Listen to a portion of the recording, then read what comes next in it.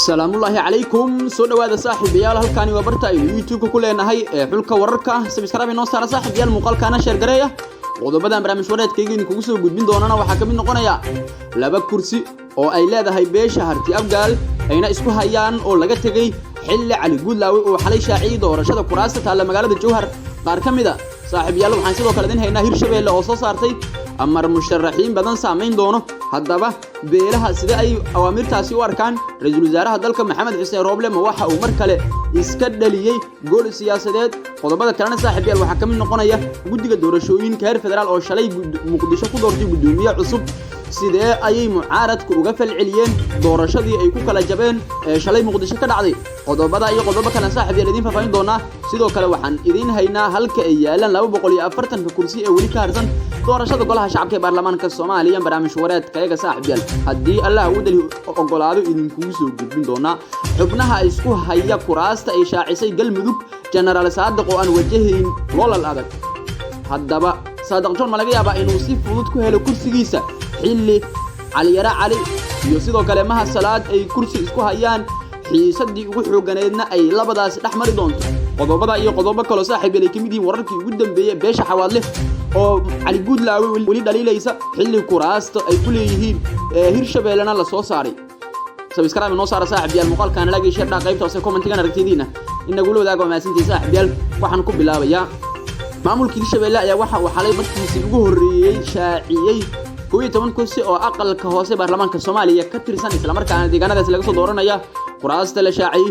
12 kursi way waxayna kamid tahay kuraasta ugu saameynta badan kuraasta taala magaalada Jowhar laba kursi oo ay leedahay beesha harti abgaal inay isku hayaan ayaa laga tagay xilli la shaaciyay doorashada kuraasta taala Jowhar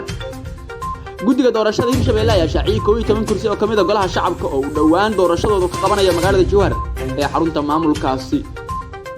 kuraasta la shaaciyay oo tirsigoodu uu kala yahay hob 5 hob 24 hob 33 hob 52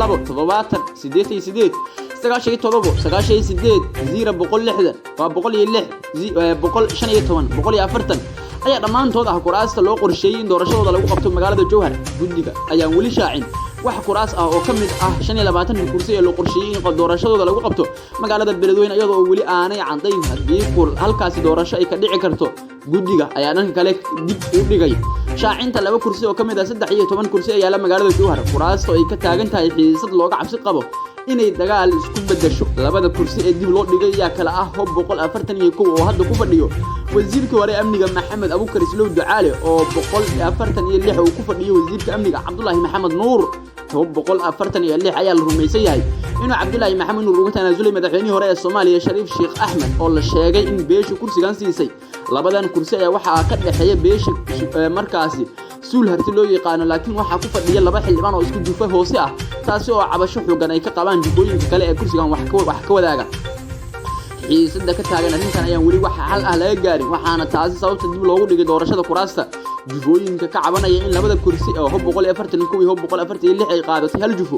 ayaa wacad ku maray inaysan ka tanaasuli doonin waxayna ka digeen dagaal ka dhaca Jowhar haddii aan xuquuqdooda la siinin waata magaalada Jowharna doorashadii waa ay ka bilaabatay inkastoo laga yaabo in labadaasi kursi doorashadooda iyo sidoo kale xalintoodaba ay waqti qaadato sidoo kale waxa kamid ah kuraasta oo Sacali Guudlaawe shaacay kuraas magaalada Beledweyne taalo oo beelaha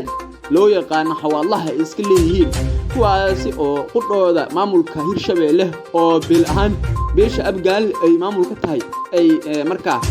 xiisad ama cabasho ka tabanayaan dhinaca kalena saaxiibayaal hadii aynu eegno maamulka Hirshabeelle inuu xalay shaaciyay ka sukow 12 kursi hadana waxa uu sidoo kale soo saaray awaamir badan oo saameyn doono mucaaradka iyo sidoo kale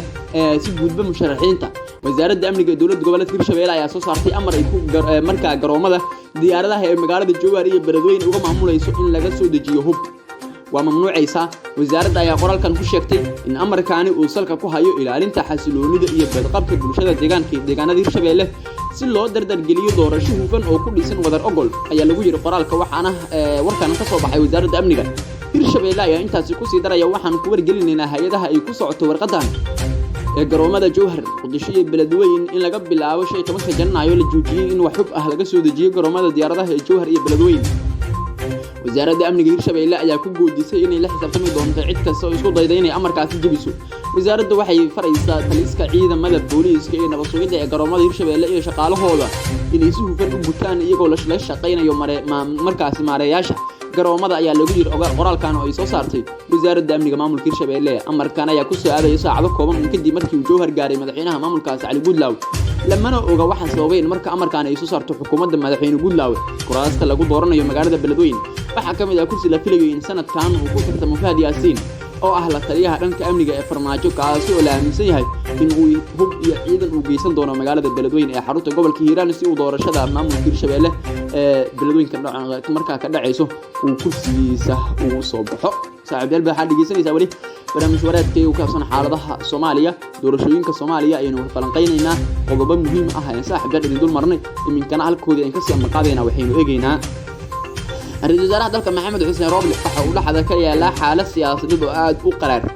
waxaana muhiimada ugu weyn uu siinaya inuu qabto doorasho loo wado dhan yahay isla markaana cid waliba ay ku qanacsan tahay mucaarad iyo muxaafad intaba. ra'iisul wasaaruhu sidoo kale mudooyinkii ugu dambeeyay waxa uu galay qalabaad halka sidoo kale la aaminsanaa inuu asaga qudhiisu uu gol siyaasadeed iska dhalinayo inkastoo arrimahaas ay yihiin arrimo horay u socodsiinaya doorashooyinka Soomaaliya. ra'iisul wasaaraha Soomaaliya Maxamed Xuseen Roble waxa lagu sheegay badanaa inuu yahay siyaasi nasiib u leh golaha guulaha siyaasadeed, balse marka guusha ay soo gacan gasho ayaan xajisan karin ama saameeyo khaladaad dib uga celiya doorashada hoggaanka guddiga doorashada dalka ee shalay uu ku soo baxay Muuse Geeli Yuusuf. waxay mustaqbalka dhow kala cadeyn doontaa haddii Roble mar kale uu guul siyaasadeed gacantiisa ku bixiyay iyo haddii kale Muuse Geeli uu guddiga ka soo galay dhanka Puntland ayaa waxa uu taageero ka helay xafiiska ra'iisul wasaare Maxamed Xuseen Roble iyo madaxweynaha Puntland Saciid Cabdilaahi Dani. sidoo ay wax u dhaceen haddaba Roble ayaa dagaal siyaasadeed oo xooggan u galay in gacanta uu ku dhigo hoggaanka guddiga kadib markii xilka laga qaaday gudoomiyihii hore Maxamed Xasan Cirro, taasi oo guul hordhac ah u siisay ra'iisul wasaaraha. sida ay guushu u dhameystiranto waxa Roble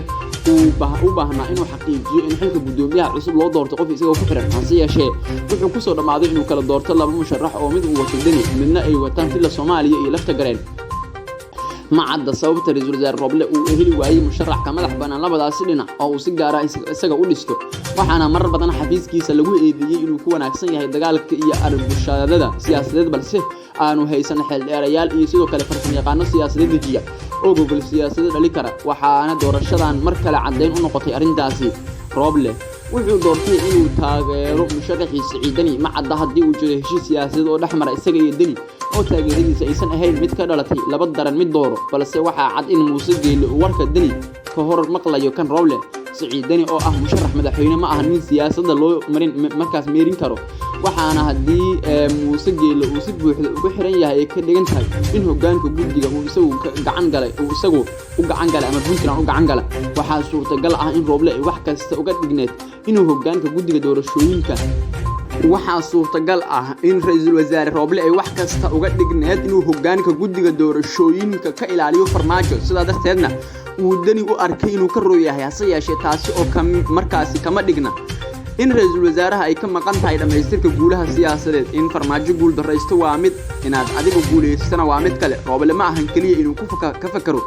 guul darrada farmaajo, balse waa inay xisaabta ugu jirtaa inuu isagu guuleysto. guusha iyo maamulka Roble ee guddiga doorashada waxay ka dhigan tahay dhexdhexaadnimo iyo cadaalad falidda dhammaan musharaxiinta kale ee dalka, maadaama uusan isaga musharax ahayn. farmaajo waa musharax, Saciid Danina waa musharax kale. macno ma sameynayso in hoggaanka lagala cararay madaxweynaha muddaxileedkiisu dhamaaday loo gacan geliyo Dani oo musharax kale ah. waqtiga ayaa sheegi doona haddii uu Roble gacanta ku dhigay hoggaanka guddiga doorashooyinka iyo haddii uu gacanta ku dhigay musharax madaxweyne Saciid Dani haatanna ah madaxweynaha maamulka Puntland. way haysaa diyaar guudaan oo naga inta barnaamij wareedka igi xulka wararka subscribe saarta muuqaalkan bulshada Soomaaliyeed la wadaaga. waa maasantiin saaxiibayaal. wassalaamu calaykum waraxmatullaahi tacaala